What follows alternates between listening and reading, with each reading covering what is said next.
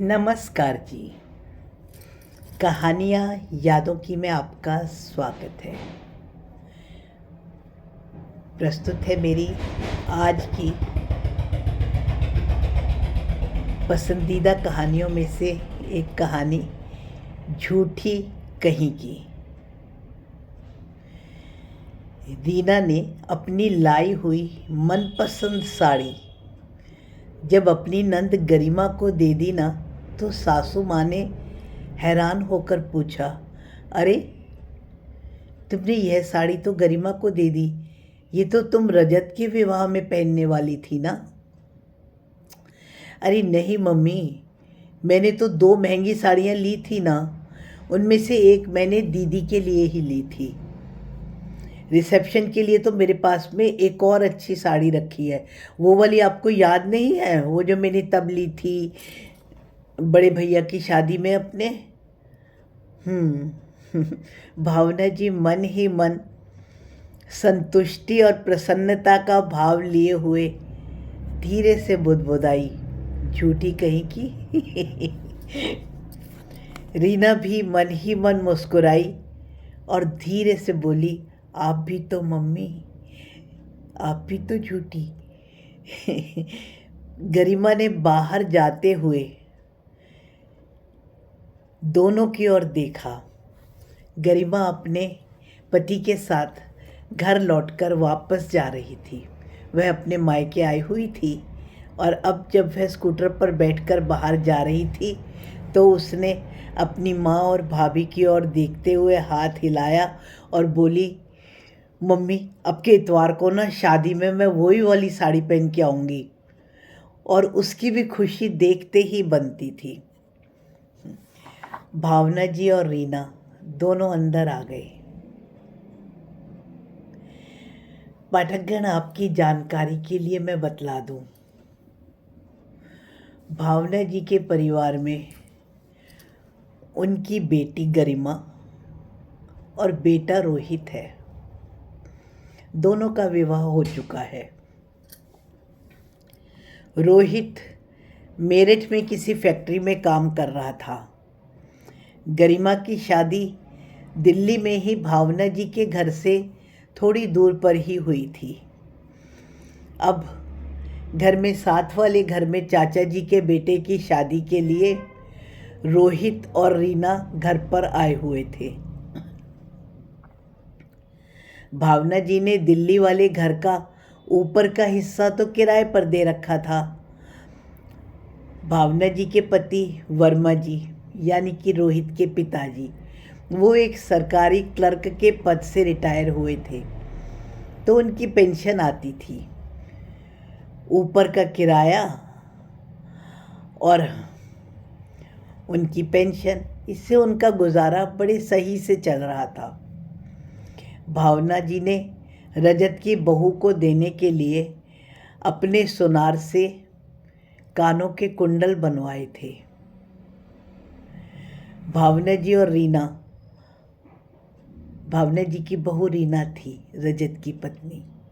भावना जी और रीना अब दोनों ही साथ वाले घर में चाचा जी के जब शादी है तो दोनों ही खरीदारी में लगे हुए थे। रीना ने अपने जोड़े हुए पैसों से शादी और रिसेप्शन में पहनने के लिए बहुत सुंदर और महंगी महंगी 2 साड़ियाँ खरीदी थी। अब उन साड़ियों के साथ घर में जब रीना ने विवाह में पहनने के लिए अपने गहने निकाले तो उसने देखा उसके साथ के सेट के कुंडल वाले जो झुमके थे वो टूट चुके थे। अब उसने भावना जी को बतलाया कि उसने तो अपने सारे पैसे जो भी जोड़े थे वो साड़ियों में ही खर्च कर दिए। अब सेट के साथ इन कुंडल झुमकों को ठीक कराने के लिए तो उसके पास में पैसे भी नहीं हैं, तो अब इस सेट को पहनने का कोई फ़ायदा भी नहीं है, क्योंकि कान के अलग सेट अलग लगेगा और यूँ भी इस सेट में लगे मोती भी गिर जाते हैं। तो जब कभी उसके पास पैसे होंगे तो वह सेट के साथ कान के कुंडल झुमके दोबारा से बनवा लेगी। उसने भावना जी से कहा, चलो हम मार्केट चलकर ना कोई आर्टिफिशियल सेट ही ले आएंगे। भावना जी ने उसको सलाह दी, कोई बात नहीं, मैं ना अपने सुनार के पास जाऊंगी और उससे इसमें टाँका लगवा आऊँगी जो थोड़ा बहुत टूटा है। थोड़ी देर के लिए तो तुम पहन ही सकती हो। अरे भाई, अपने घर की ब्याह शादी है, उसमें असली होते हुए भी क्यों नकली गहनों को पहनो। मैं ना इसको थोड़ा टाँका लगवाऊंगी, तुम ध्यान से पहन लेना थोड़ी देर। ऐसा कहते हुए भावना जी ने उसके कान के टूटे हुए झुमके ले लिए। दूसरे दिन सुनार से बिल्कुल नए कुंडल जैसे उसमें झुमके लगे हुए जब उन्होंने रीना को दिया और कहा, लो अब तुम अपना पूरा सेट पहन लेना। सुनार ने उसकी बदल में 8,000 रुपये लेकर ये वाले झुमके बनाए हैं, परंतु अभी मेरे पास में पैसे नहीं थे, तो सुनार ने कहा, कोई बात नहीं, तुम धीरे धीरे ये चुका देना, मुझे तो सुनार उधार भी दे देता है। रीना झुमके पाकर बहुत खुश हुई। अब वह नई साड़ी और नया सेट पहन सकती है। पर रीना जानती थी कि सुनार उधार तो नहीं देता, ना ही माँ जी ये है उधार लाई हैं। अभी सासू माँ ने अपनी जमा पूंजी लगा ली और उसके कान के झुमके बदलवा दिए। फिर जब गरिमा भी घर आई तो उसने भी अपने गहने और साड़ियाँ जो पहनने थे वो दिखाई अपनी मम्मी को और भाभी को। गरिमा की जो साड़ियाँ थी बहुत अच्छी थी, पर गरिमा को जो रीना ने जो साड़ियाँ खरीदी ना वही पसंद आई। उसने कहा, कितनी अच्छी साड़ियाँ हैं, पर वो साड़ियाँ बहुत महंगी थी ना। सासू माँ ने कहा, तू भी खरीद ले ऐसी ही साड़ी। गरिमा ने कहा, नहीं नहीं, इतनी महंगी साड़ी ना मैं अभी खरीद नहीं सकती, क्योंकि अभी फ्लैट के लोन देने हैं, अभी पिंकी के स्कूल का एडमिशन भी करवाया है, उसमें बहुत पैसे खर्च हो गए, अन्यथा वो ऐसी साड़ी खरीद लेती। पर कोई बात नहीं, उसने कहा, मेरे पास में और भी अच्छी साड़ियाँ हैं, मैं उनमें से कोई भी पहन लूँगी। रीना ने भावना जी की ओर देखा। अक्सर ऐसे ही होता था कि गरिमा को कोई चीज़ पसंद आ जाती थी तो सासू माँ उसको वो चीज़ दे ही देती थी, ना भी दें तो वो उसे दिलवा भी देती थी। पर अब के गरिमा के कहने पर भी कि मैं तो पुरानी साड़ी ही पहन लूँगी, फिर किसी मौके पर भारी साड़ी ले लूँगी। भावना जी का चेहरा तो मुरझा गया था। रीना समझ गई कि भावना जी ने सारे पैसे तो उसकी कुंडल झुमकी लेने में ही खर्च कर दिए, अब शायद उनके पास में भी और पैसे नहीं होंगे। अपनी सारी बचत तो उन्होंने अपनी बहू रानी मतलब उसके लिए ही सारे पैसे लगा दिए और उसकी झुमकी बदलवा दी, तो अब वह अपनी बेटी गरिमा को साड़ी नहीं दिलवा सकती।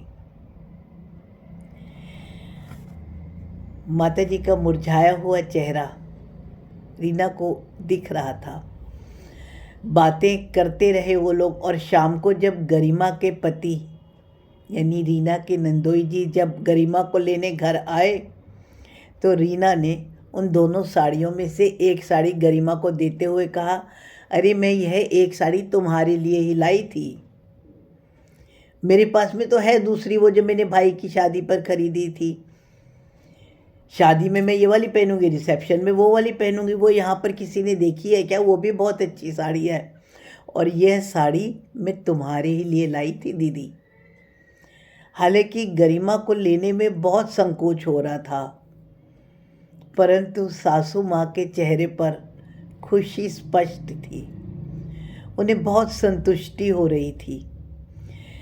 गरिमा को विदा करने के बाद भावना जी मन ही मन में बहुत खुश हो रही थी, और वो धीरे से बुदबुदाई, झूठी कहीं की। रीना भी मुस्कुराते हुए मन ही मन बोली, आप भी तो। श्रोतागण, उन दोनों के चेहरे पर संतुष्टि के भाव थे, और उन दोनों की खुशी छिपाई नहीं छिप रही थी। काश सबका ऐसा ही परिवार हो। कुछ देकर भी बहुत खुशी मिलती है। आपका इस बारे में क्या ख्याल है? कहानी पसंद आने पर आपके मन में कोई भी विचार आए तो कृपया कमेंट्स द्वारा सूचित करें। धन्यवाद जी।